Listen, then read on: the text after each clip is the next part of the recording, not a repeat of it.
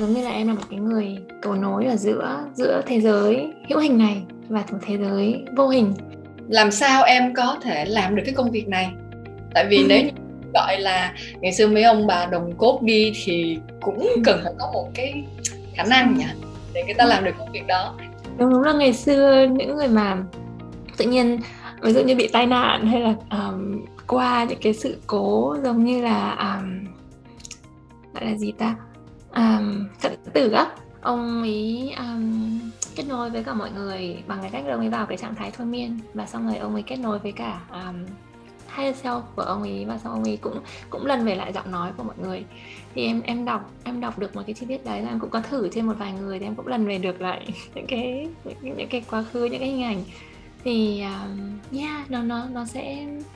nó sẽ khiến mọi người có rất nhiều thứ mà bản thân chúng ta mình cứ nghĩ là mình chỉ có mỗi cái cơ thể này, nhưng mà tất cả mọi thứ, tất cả mọi tế bào cơ thể, giọng nói, mọi thứ nó đều là một cái vũ trụ nhỏ, và nó sẽ dẫn mình về lại với cái nguồn gốc của mình. Hay ghê em ha. Yeah.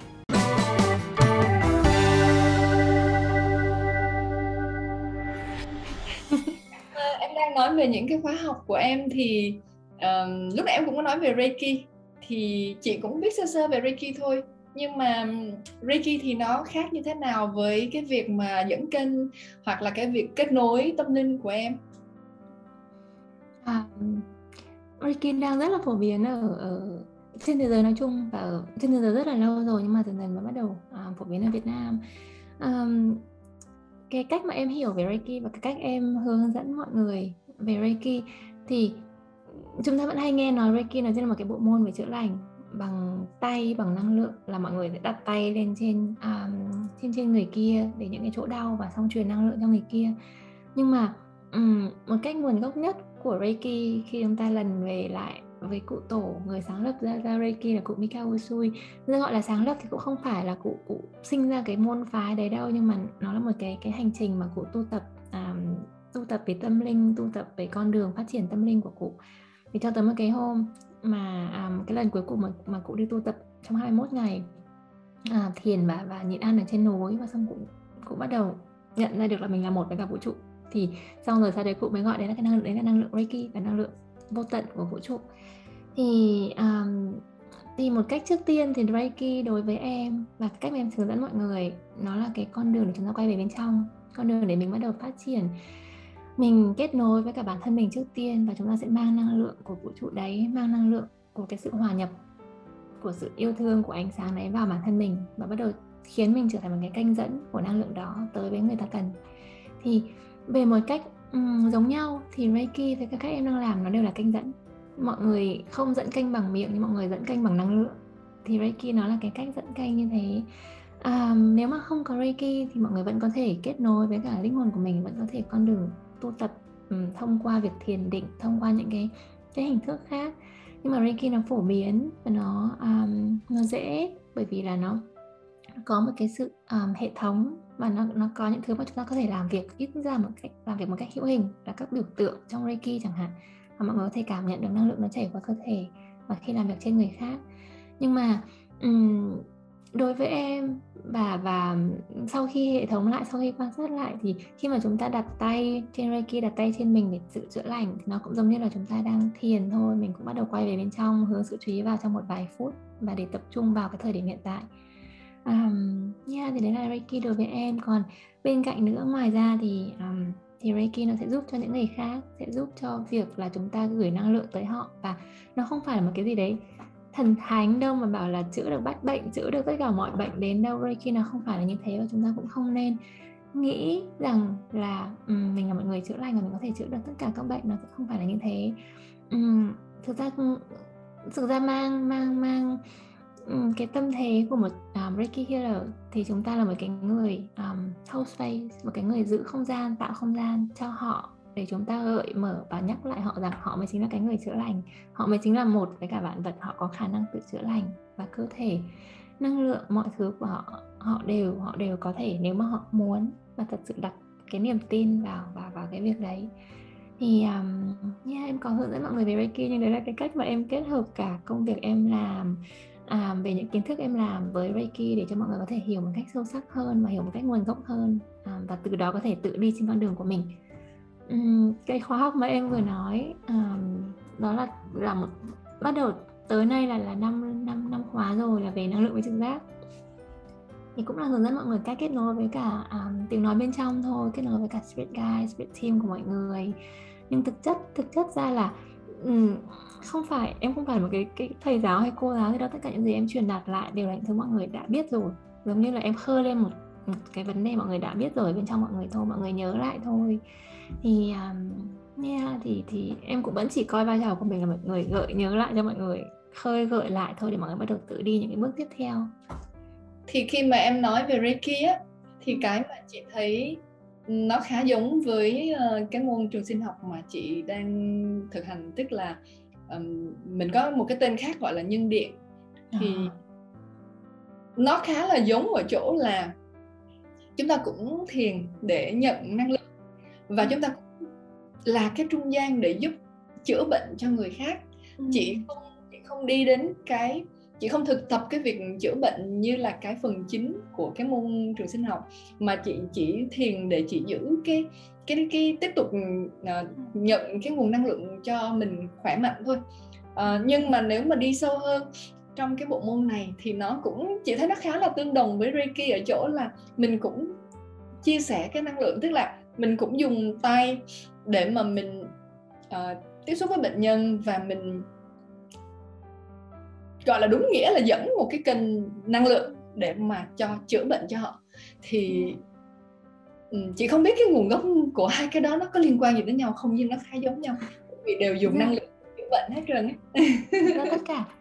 Tất cả những cái môn về năng lượng, môn học hay là môn thực hành về năng lượng, nó đều cùng chung một cái nguồn, nó đều chạm tới một cái nguồn chung duy nhất, đấy là cái nguồn năng lượng của vũ trụ. thì có thể gọi đấy là Reiki, nhưng thực ra cái tên Reiki nó là năng lượng sự sống vô tận. Đấy là một cách hiểu thô, nó là như thế. Thì có hai thứ, nó là năng lượng Reiki và nó là bộ môn Reiki mà thầy Usui truyền lại. Nhưng mà cái năng lượng Reiki là năng lượng vũ trụ mà tất cả những cái môn như chị đang nói, trường sinh học hay là về sau này sẽ có những cái môn khác nữa, hoặc là kể cả trước khi có Reiki thì trong những sách cổ xưa của Tây Tạng, của Ấn Độ, người ta cũng đã bắt đầu biết cách chữa lành bằng năng lượng, bằng bàn tay rồi. Thì em nghĩ là nó là những cái từ nó đã tồn tại từ rất lâu rồi, và xong rồi mình sẽ có những cái tên gọi khác nhau, nhưng sẽ không có môn nào tốt hơn môn nào, cũng không có môn nào mà đặc biệt hơn môn nào. Tất cả nó đều là từ bản thân mình trước tiên, và xong mình là một cái kênh dẫn trong sạch để mình gửi tới cho người cần. Thì em nghĩ đây là cái mục đích cuối cùng của tất cả những môn mà chúng ta thực hành. Vậy thì những cái người mà đến với em và nhờ em truyền tải những cái kênh dẫn, hoặc là gọi là nhờ em làm một cái kênh dẫn, nhờ em làm người kết nối, thì họ thường là những ai? Như chị Bình. Chị là một điển hình rồi, nhưng mà còn ai nữa? Những cái người ví dụ như họ có những cái lo âu gì, những cái suy nghĩ gì, những cái lo lắng gì không? Họ có những cái, gọi là những cái concern gì khi họ đến gặp Phương, họ nhờ Phương giúp đỡ? Trước khi em bắt đầu làm cho những người không quen thì em cũng đã tương đối lo là không biết mọi người có hiểu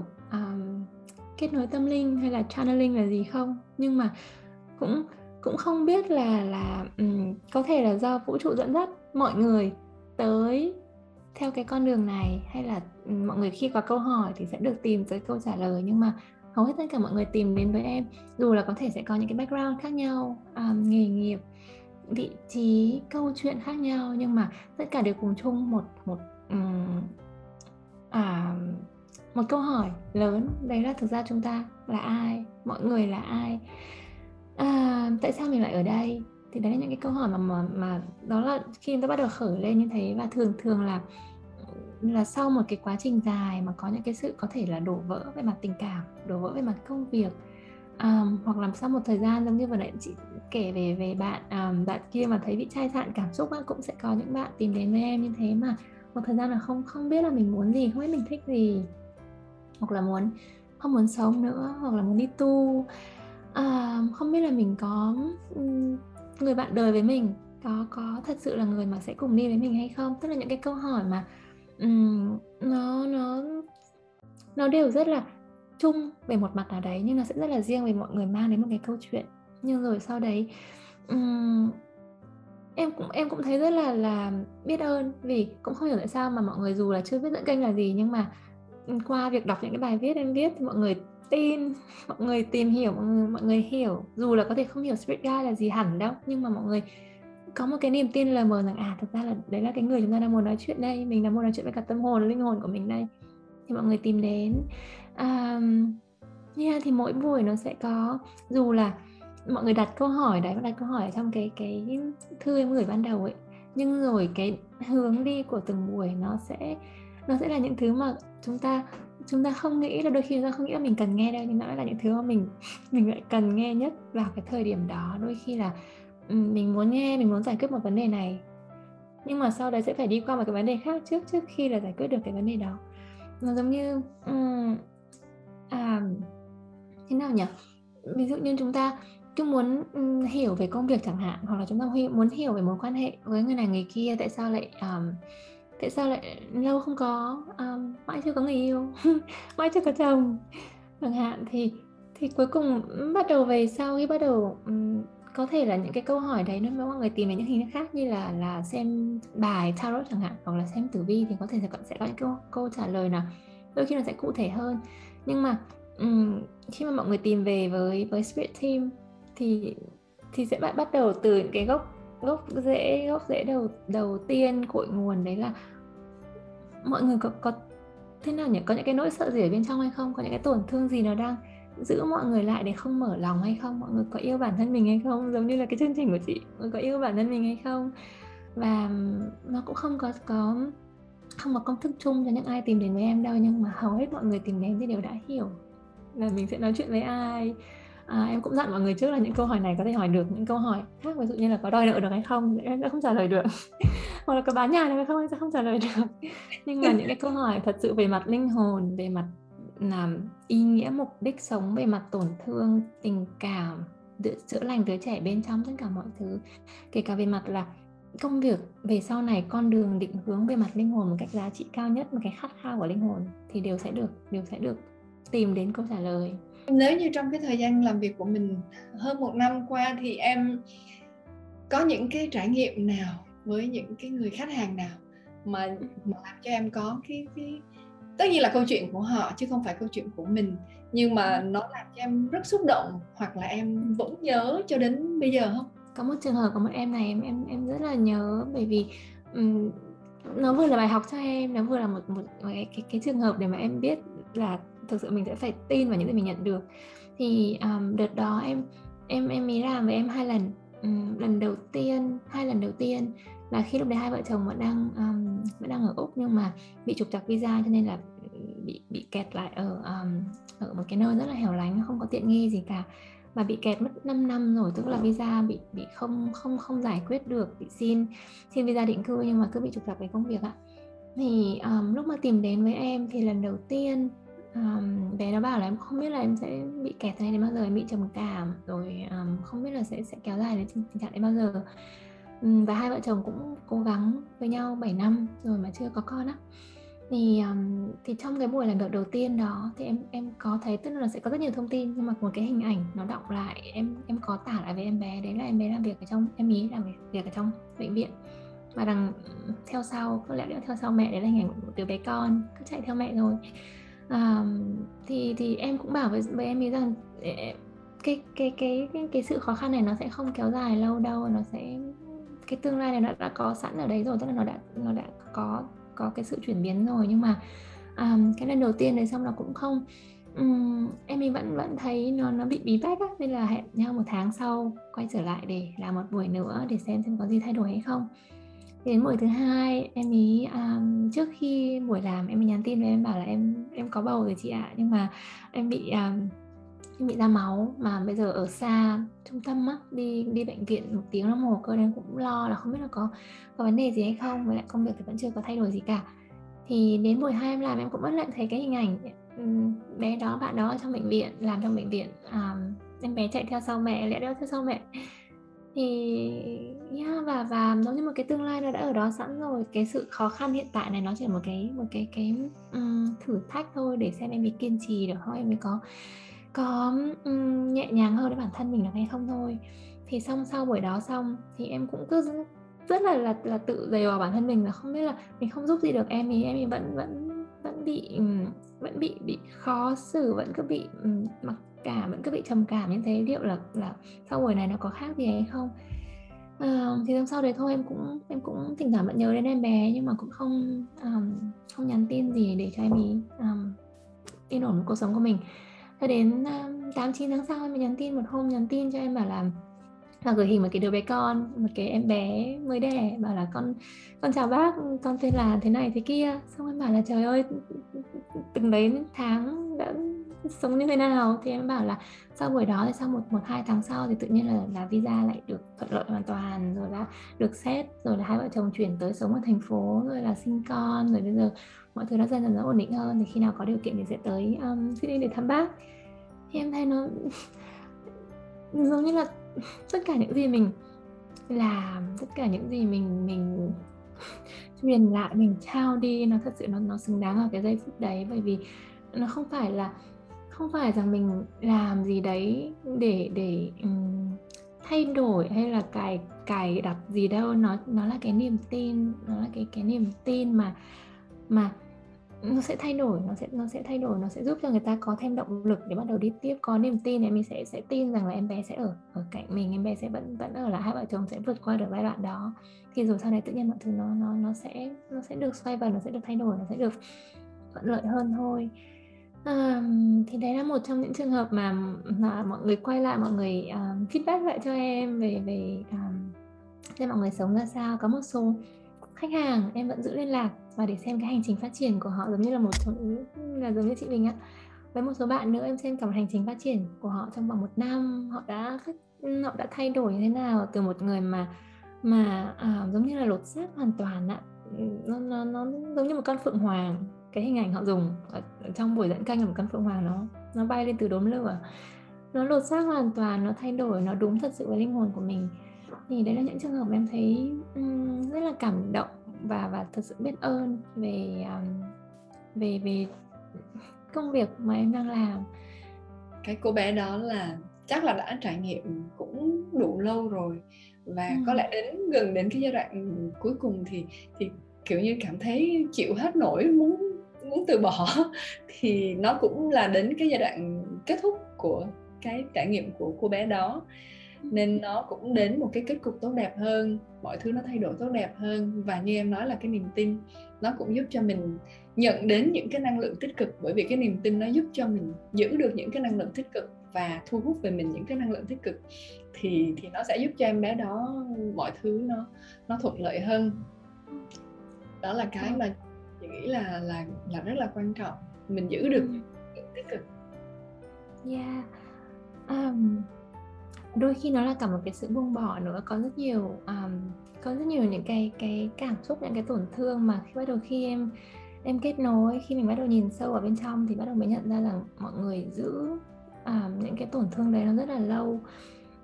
Những cái tổn thương về mặt là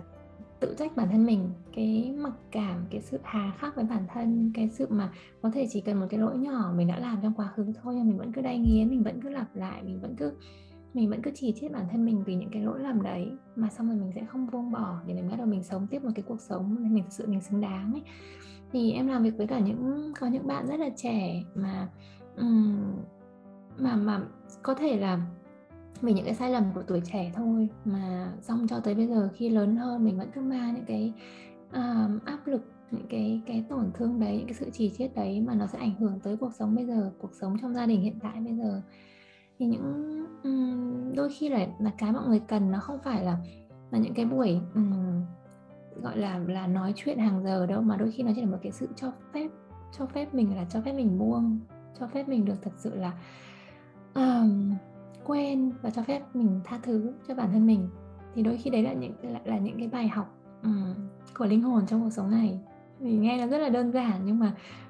đôi khi ta phải mất một cuộc đời để mình học bài học đấy. Đúng rồi, chị nghĩ không dễ đâu. Cả cái việc gọi là mình nghĩ là tha thứ cho bản thân mình thì nên là cái việc dễ nhất, đúng không em? Nhưng thực ra đó là cái khó nhất. Nhiều người có thể tha thứ cho người khác nhưng lại không tha thứ cho bản thân mình, mà đó chính là cái gốc rễ của cái việc không yêu bản thân. Đúng không? Đúng rồi, khi mà nói về yêu bản thân nó, em tin là cái này chị sẽ truyền tải được hết qua chương trình của chị thôi. Nó sẽ không phải là mỗi chuyện đi cắt tóc, đi mua quần áo, hay là mình về phục trang hình thức đâu, mà nó thật sự là về bên trong nữa. Sự tha thứ cho bản thân, về giá trị của bản thân, lắng nghe bản thân,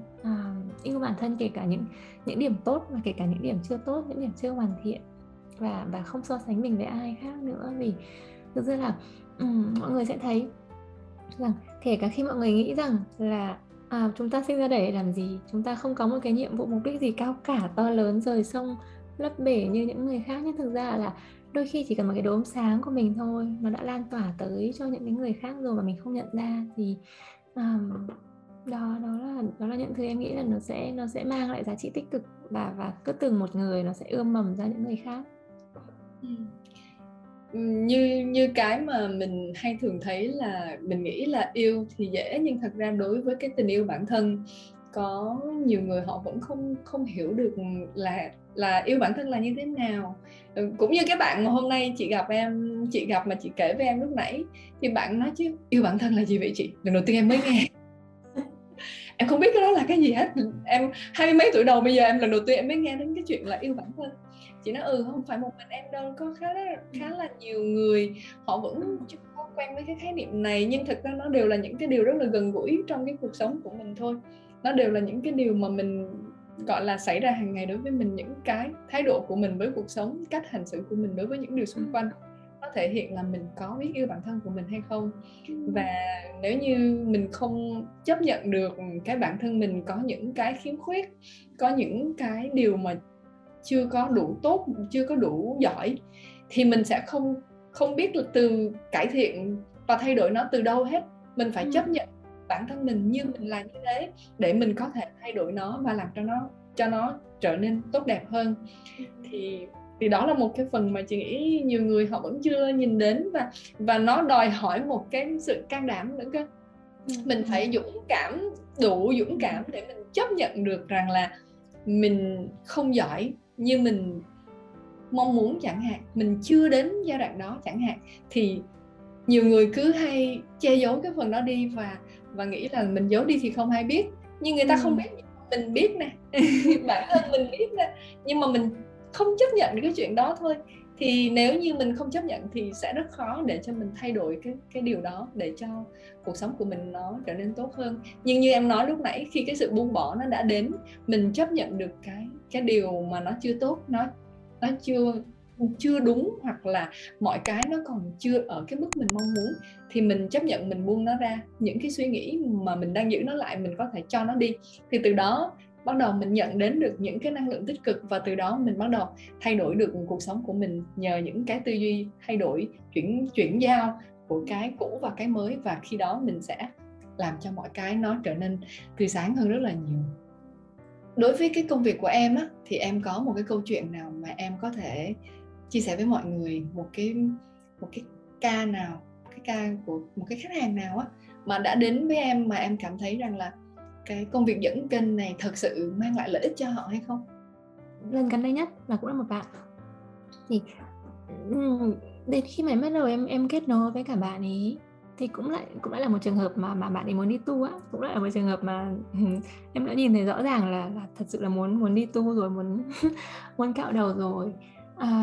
Nhưng mà xong rồi khi mình lần về một cái cuộc sống trước, một cái quá khứ trước với bạn đó, thì mình lần về là em được cho thấy một cái hình ảnh là bạn ấy sống ở trong chùa. Nhưng mà đến một thời gian thì xong rồi em đem lòng yêu một bạn khác,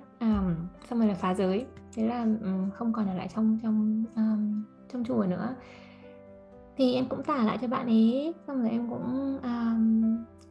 em cũng tả lại, mặc dù là cái lý trí của mình cũng bảo là không biết là nói này bạn ấy có hiểu không biết là có make sense không. Thì xong rồi sau đấy, xong đến lúc mà xong xuôi rồi, bạn ấy trầm ngâm một lúc, xong rồi là cũng chào nhau, xong rồi là đi. Bạn ấy nhắn tin lại, bạn ấy bảo là đúng là em đang nghĩ đến chuyện đi tu thật chị ạ, và em cũng đang chưa thông báo với mọi người là em đồng tính. Và em cũng chưa yêu bao giờ, nên em cũng đang muốn là trước khi đi tu thì cũng thử yêu xem là yêu là như thế nào trước khi đi tu. Cho nên bây giờ chị nói về cái quá khứ đấy, em thấy nó rất là hợp lý, bởi vì nó giống như là mình chưa trải qua ngũ giới thì bây giờ nếu mà có đi tu thì nó cũng sẽ mình cũng sẽ vẫn lại có cái sự luyến tiếc, rồi sẽ lại vẫn phá giới. Cho nên là cái sự phá giới hay là cái hình ảnh quá khứ đấy, thực ra đôi khi có thể mình sẽ coi đấy là quá khứ, nếu mà mọi người bám chấp vào rằng là có thật là quá khứ hay không, có Google được không để xem là năm bao nhiêu, 1959 bao nhiêu. Nhưng nếu mà mình hiểu nó là một hình ảnh ẩn dụ để cho nó dễ hiểu, để cho nó vỡ ra được cái vòng lặp ạ, thì mọi người sẽ hiểu được cái tính chất và mọi người hiểu được cái thông điệp mình đang nhắn nhủ. Thì bạn ấy nghe, bạn ấy hiểu ngay, bạn ấy bảo là thế thì em hiểu rồi, em sẽ phải yêu trước, em sẽ phải thông báo trước là em như thế này, để xem mọi thứ trải nghiệm như thế nào đã trước khi em đi tu. Thì xong em cũng bảo là thực ra cái chuyện đi tu cái con đường này nó đã có rồi, tức là bạn ấy đã có cái tính chất, cái xu hướng đấy rồi, nên là đôi khi cái lần này nó sẽ không phải là con đường này nữa, mà có thể là cái việc rằng chúng ta thật sự sống trải nghiệm như một người thầy tu. Tức là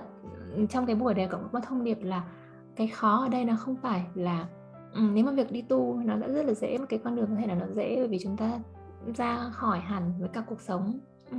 đời thường, chúng ta chỉ có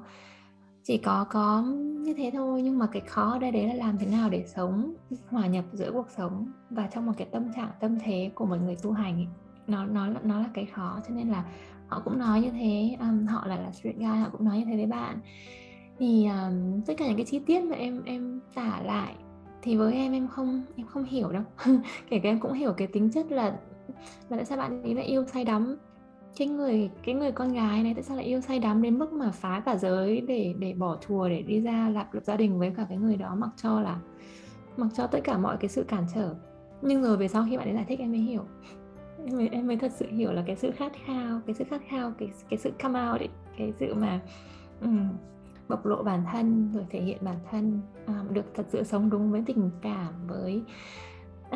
tâm nguyện của mình thì nó như thế nào. Cho nên là em thấy nó rất là ý nghĩa. Xong rồi sau đấy em cũng không nghe thấy bạn quay lại chia sẻ thêm cái câu chuyện nữa, nhưng em cũng mong là nếu bạn nghe được câu chuyện này thì một thời gian sau có thể sẽ chia sẻ lại thêm xem con đường bạn đi như thế nào. Nhưng em thật sự tin rằng là khi mà mình được cho thấy một cái điều gì đấy thì nó đều có thông điệp, nó đều có ý nghĩa. Chắc chắn là nó phải có ý nghĩa. Chỉ là mình có thực sự đi theo được với cái hướng mà cái thông điệp đang gửi đến cho mình hay không. Cái đó nó quan trọng hơn ha. Vì kể cả khi mình có nghe và cái việc mình quyết định như thế nào, nó cũng là một hai cái chuyện đằng sau đó. Thì phải rất là kiên nhẫn, phải rất là can đảm để mà mình có thể đi theo. Vì chị nghĩ dù sao nó cũng là một cái định hướng, chứ nó cũng không phải là một cái sự hướng dẫn rất là cụ thể từng bước như thế nào để cho em có thể đi theo một cách dễ dàng, mà nó là cả một cái định hướng suy nghĩ ở trong đầu để mình suy xét và mình quyết định là mình sẽ chọn cái cách mà mình đi như thế nào. Thì dù sao nó cũng quay về đến với cái bản thân của mình mà thôi. Cho nên chị rất là thích cái cách em nói là em đang, những cái chương trình của em, những cái khóa học của em đều luôn muốn mọi người quay về lại với bản thân của mình, kết nối được với cái bên trong của mình. Thì khi mà cái cơ thể vật lý của mình, trí não của mình với cái linh hồn của mình nó align với nhau, nó kết hợp thật là tốt với nhau, chặt chẽ với nhau, thì đó sẽ là một cái cách mà giúp cho chúng ta sống một cách tự tin và đi được những cái bước vững vàng nhất. Thì từ đó nó sẽ tạo được những cái thành tựu và những cái điều mà chúng ta muốn đạt được trong cuộc sống này một cách dễ dàng hơn, một cách đơn giản hơn. Thì đó là cái điều mà chị nghĩ đối với cái công việc của em, cái ý nghĩa của nó rất là lớn ở cái điểm đó, là mình dẫn mọi người, đưa mọi người đến một cái điểm mà giúp cho họ có thể nhìn thấy được, quan sát được, nhìn được mọi việc xung quanh ở một cái góc cao hơn, ở một cái tổng thể lớn hơn, và từ đó quay lại với bản thân của mình để xem rằng là thực sự cái con đường mình đang đi nó có đúng như cái mà cái tâm hướng đang muốn hướng mình đi từ bên trong của mình, cái linh hồn của mình đang muốn đi hay không. Và đúng là thực ra chỉ khi mà khi chúng ta quay lại với linh hồn ấy, thì chúng ta sẽ có một cái nhìn tổng thể như thế, cái nhìn rộng như thế, thì mình sẽ hiểu là từng cái chặng đấy, những cái chuyện đấy nó xảy ra, nó có ý nghĩa của nó có lý do này, tại sao mình lại chọn hướng này. Em sẽ kể nốt một câu chuyện nữa. Cái câu chuyện không phải là câu chuyện của em, mà là câu chuyện của cụ Mikao Usui, cụ tổ của Reiki á. Thì em có đọc một cái quyển sách trước khi em hướng dẫn lại mọi người trước khi em dạy về câu chuyện của cụ. Thì trong những cái lần tu tập của cụ có một cái lần trải nghiệm mà cụ gọi đấy là cái sự chết thử. Tức là cụ với cả một nhóm mà mọi người tu tập với nhau, mọi người vào rừng xong rồi là đào một cái hố ở trong rừng á, xong rồi là nằm xuống hố đấy, chỉ để một vài cái lỗ để thở thôi. Thì nằm đó một vài ngày, và ở trong nhật ký của cụ có ghi rằng là chỉ khi mà mình đối diện với cái chết thử, bởi vì là ai cũng rồi sẽ đến lúc mà chúng ta chết thật. Chỉ khi mình đối diện với cái đấy, khi mình cắt hoàn toàn tất cả những cái giác quan, mình đối diện với bản thân mình, thì mình tự hỏi bản thân mình rằng là thật sự mình là ai khi mình không còn cái cơ thể này, khi mà cơ thể nó đã bị phân hủy, nó đã về lại với đất, thì thật sự mình là ai. Thì cái tấm áo mình mặc nó có quan trọng không, cái chuyện hàng xóm mình mới mua con ngựa mới có quan trọng không, rồi tất cả những thứ mà mọi người đang bàn tán về mình nó có quan trọng không. Thì đấy là một trong những cái hành trình của cụ cho tới thời điểm mà cụ nhận được cái năng lượng Reiki. Thì em đọc tới lúc đấy, và kể cả ráp nối lại với những cái buổi em kết nối tâm linh cho mọi người, khi mà nhìn thấy được cái linh hồn của mọi người ấy, thì đúng là rằng khi mà chúng ta quay trở về lại với thế giới linh hồn, về lại với nơi mà chúng ta thuộc về, thì tất cả mọi thứ mà mình đang có, tất cả những cái khó khăn, dù là mình đang nghĩ là nó rất là to, rất là cản trở ấy, tự nhiên mọi thứ nó trở nên nó nhẹ hơn dần. Thì giống như chị nói vừa nãy là mình đi từ ngoài vào trong, mình đi từ một cái bức tranh tổng thể xong mình quay về bên trong, thì tự nhiên mọi thứ nó sẽ dễ chịu hơn, nó sẽ dễ thở hơn, và có thể là mình sẽ nhìn thấy những cái đường hướng mà từ trước nay mình chưa nhìn thấy ra. Cảm ơn Phương rất là nhiều cho cái buổi ngày hôm nay. Tại vì mặc dù là chị biết em, chị cũng đi với em một thời gian, nhưng mà hôm nay có khá là nhiều cái điều mới mẻ mà chị học được rất là nhiều cái khác cho cái buổi ngày hôm nay. Nên chị cũng rất là hy vọng những cái kiến thức mà chúng ta chia sẻ ngày hôm nay có thể mang đến cho khán giả của Green Love 101 những cái điều mà mới lạ hơn. Chị cũng rất là cảm ơn ngày hôm nay, cái buổi ngày hôm nay của chúng ta cũng diễn ra khá là suôn sẻ, và chị tin rằng là cái việc chúng ta đang làm cũng đang được Spirit Team của chúng ta quan sát và ủng hộ. Em phải cảm ơn chị, bởi vì em cũng chứng kiến hành trình của chị, cũng tuy là chưa lâu nhưng mà em cũng nhìn thấy một cái sự lột xác, một cái sự thay đổi. Và để bắt đầu, em nhớ cái lần đầu tiên chị bảo với em là có cách nào để cho mình trở nên nhạy cảm hơn không? Nhưng mà tới bây giờ em bảo với chị rằng chị không phải cố để trở nên nhạy cảm, vì chị đã có sẵn nó trong người rồi. Cho tới bây giờ em thấy cái hành trình của chị nó thật sự đúng là con đường mà nó là những gì tâm huyết của chị sinh ra, chị ấp ủ nó. Nên em rất là cảm ơn về ánh sáng, về tâm huyết, về niềm tin của chị về những gì mà chị đang làm với mọi người. Và cũng cảm ơn chị đã mời em tới đây và để có cơ hội để chia sẻ với mọi người về những gì em đang làm. Công việc kết nối tâm linh có thể giúp chúng ta tự tin hơn với bản thân mình khi thực hiện những quyết định cho tương lai. Bên cạnh việc nhờ đến những nhà chuyên môn như bạn Phương, thì chúng ta có thể thực tập việc lắng nghe trực giác của mình. Theo cuốn sách Opening to Channel của hai đồng tác giả Shania Roman và Joanna Parker, thì kết nối tâm linh là một kỹ năng mà chúng ta có thể học và rèn luyện mà không cần có một cái khả năng đặc biệt nào khác. Chỉ cần chúng ta có một cái ước muốn thật mạnh mẽ được kết nối và tính kiên trì, sự bền bỉ, thì chúng ta sẽ thực hiện được điều này.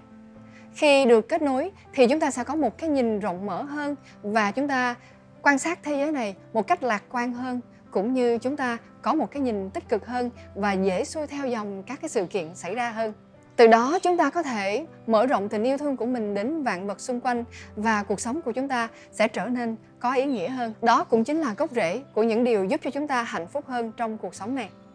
Hãy tập lắng nghe trực giác bên trong và khám phá chính cái linh hồn của mình. Đó cũng là một trong những cách khởi đầu cho việc yêu thương bản thân mình. Chính tình yêu thương của bạn chiếu sáng thế giới này. Hãy tỏa sáng.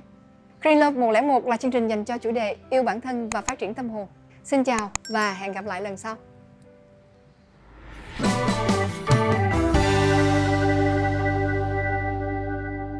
Sẽ cùng đi vào phần phát triển tâm hồn, hay nói cách khác đó chính là hồn hả? Xem những cái quẻ bài hay là xem tử vi như là cách mà dân gian chúng ta thường hay dùng đến. Tuy nhiên